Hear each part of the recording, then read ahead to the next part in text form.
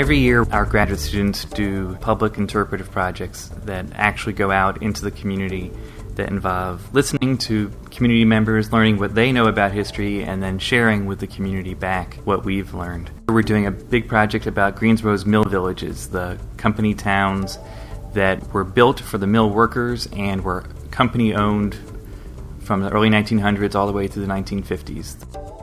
A thread in Greensboro's past, as we like to call it, Mill Village Project, is a project where we're taking memories and oral histories of former Mill Village residents and current residents of those neighborhoods and trying to represent a group that has long been misunderstood and undervalued in the history of Greensboro. And it's a shame that so many of the younger people really have no idea that the foundations of this area were laid on these people's work. So we're doing several different projects to document and remember and understand the stories of the villages. We're doing a memory map, literally a 7-foot by 7-foot blown up printout of the map of Northeast Greensboro. And the students have been taking that to different venues across the community, and at every stop inviting anyone who's any connection to that area to write directly onto the map their memories of what happened to them in the neighborhood. So as different people write onto the map, it becomes a layering of memories, and you get to see people's stories interact with each other and get a sense of the richness of this area's past.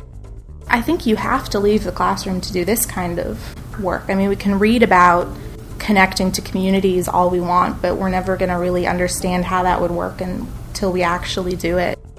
In addition to the map, students recorded interviews with 24 former mill villagers. Then they took the stories they had heard from the interviews and from the map and created van tours, neighborhood tours that shared the stories with the public. Finally, they printed self-guided versions of the tour for people to explore on their own.